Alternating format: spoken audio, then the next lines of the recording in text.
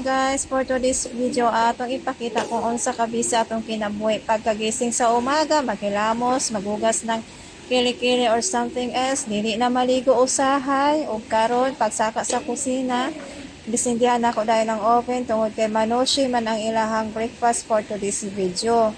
So karon ako ning punasan ng akong gamiton nga lamisa kay ug asa ko maghimo or magmasaan ng do. So kagabi pa lang gapatubo na ko og harina. Habang gapainit pa ta sa ato ang oven, so mag-slice na ko aning carrots or ako na ni siyang isulod sa juicer. Kay maghimo ko og carrots juice tungod kay ilimno ni sa akong bossing tuwing umaga pagkagising niya. So ako na ni siyang i-prepare bago pa man siya mutawag. Tungod kay humanatag himo sa iyang juice or carrots juice, ato na ning i-prepare ang ato ang para sa manoshi nga mga galamiton.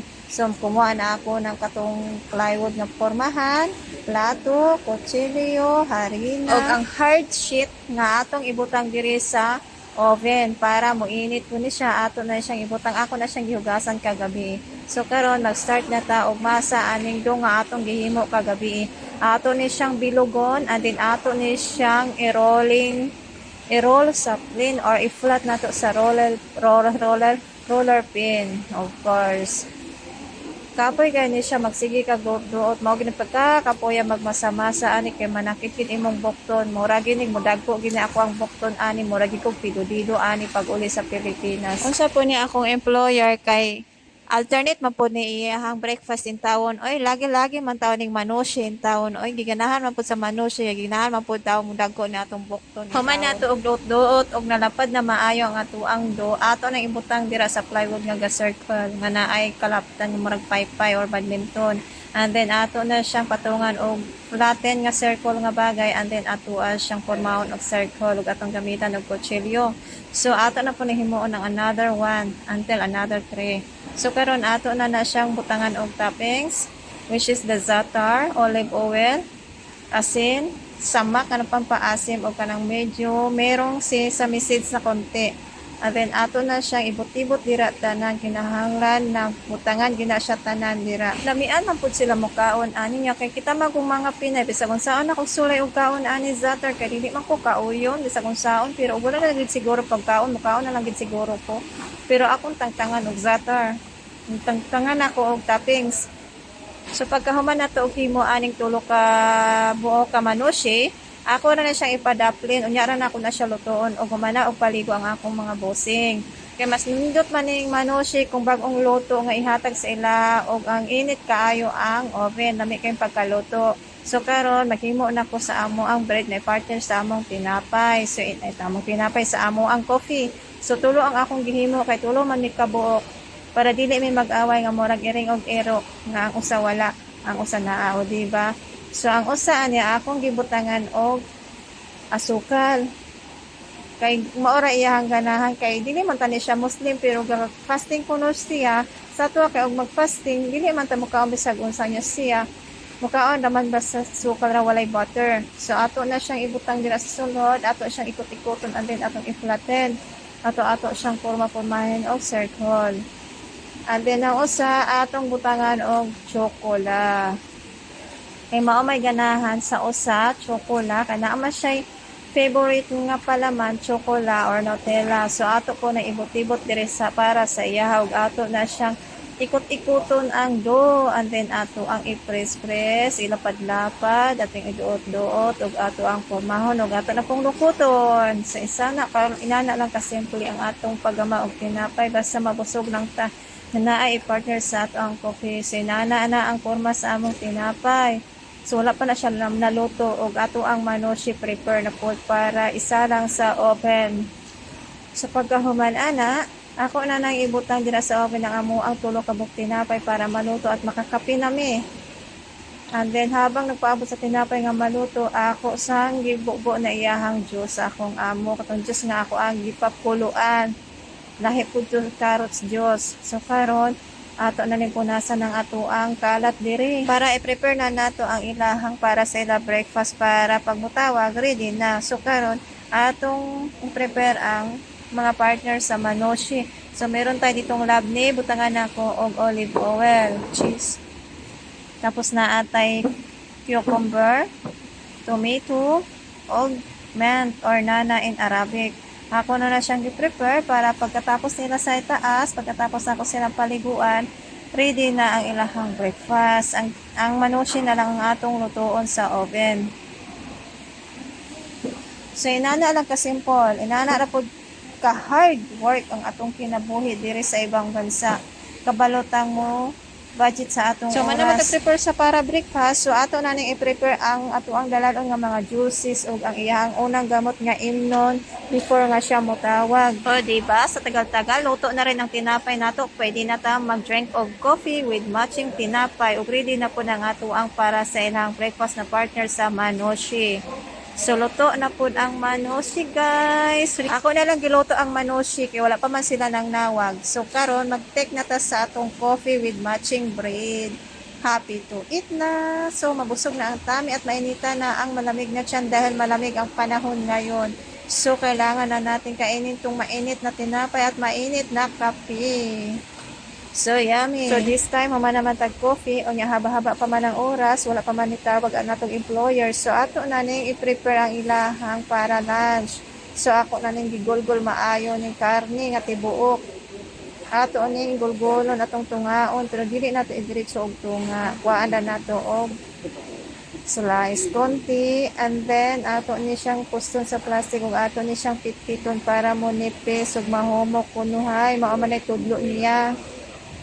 Yang kapoy makaisig pukpok aning karne kay gahi man tawon nga mag-imagine man ko aning karne nga murag tawo katong nag-viral ba nga post nga giihaw ang tawo so luod na nako aning karne di na ko ganahan mo taste pa aning karne oy makaluod Korea gaba pagkaon manunta pero kanang wala ko kakita og unsa klase nga animal dili gud ko mo taste aning karne tan-awa ra ko ng karne so karon ako na siyang butangan og bugas sa tunga bugas nga na ay gigisan ako sa sibuyas konti na ay pine tree seeds o gibutangan na siyang mga anik-anik para may pampalasa. Ug ato na siyang ibutang sa tunga ug atong i-roll ug ato siyang tahion guys. Inana kahitik ang ato ang paghimo sa karne. Daghan kayong artificial arti-arti ba? Arti-arti sa pagluto aning mga karne. Daghan kayong proseso ng pagluto-luto diri sa ibang bansa oy. Ambot nga nung nauso man ng inani. Pwede man tanin na siyang latan na diretso sa kanapay dukdukon. Tahion, mura kaga o pira aning karne. Sige na tagtahi-tahi ani. O di ba? All around gid atong kinabuhi diri usahay magtahi-tahi pa mura na tag tailor ani.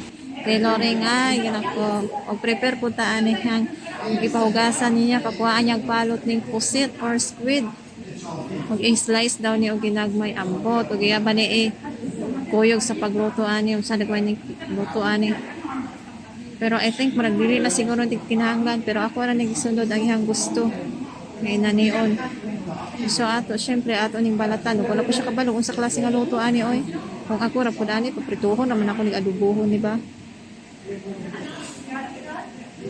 Ya perti man dahil lisura po kuhaan o palot in taon ay gahi-gahi man.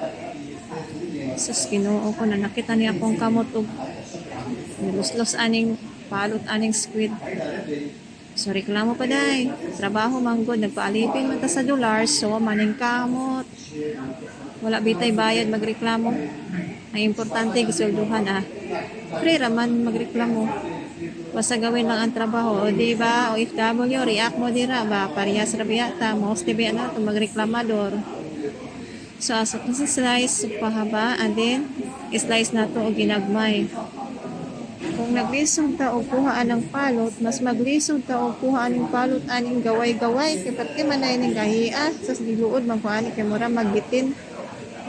Nyambot, kapag gawa na tawag ko, pabaliw, raman tawag ko aning kinabuhian ni Oy. Sabi sa kung saan na nga trabaho, nahimo na ito diri sa ibang bansa. Kanang atong kaarte sa una, nawala yung tao ni diri sa ibang bansa. O tanawa na po na itsura aning ulo-ulo sa pusit or gaway aning pusit. Squid ay, kapataka-taka naman ko. Basta kay magulang rin sa pusit. Pusit nagyapon ni. Pero squid ay ito. Pagulan ba sa atua ba sa Bisaya. O gato ni slice-slice ako, hindi ko ang dulo kay murag bitin. And then, nagtunaw taog butter para ni preparation sa rice. And then, ibutang na to ang shari. Ay, karne di ay, dili shari. Karne ang atong ibutang ani. Karne na giniling. Og atong sundan og mga spices. And then, butangan og rice nga atong gihugasan. Basmati rice ang atong gigamit namin kay mao gusto sa atong busing.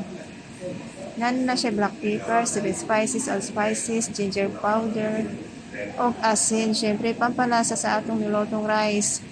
Og atong butangan og tubig nga gikan sa atong pinakulo ang karne nga atong gioperahan kanina ba ito atong gitahi nga ito matong gibutan sa pressure cooker, and then sa lain nga kaldero mag-fry ta aning shari og ato paning butangan og sabaw atong gipakuluan nga karne.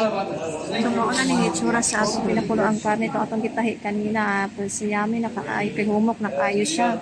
So karon ato na ning ukay-ukay na to shari. Og mao na itsura ato na ning butangan og magic cubes pampalasa.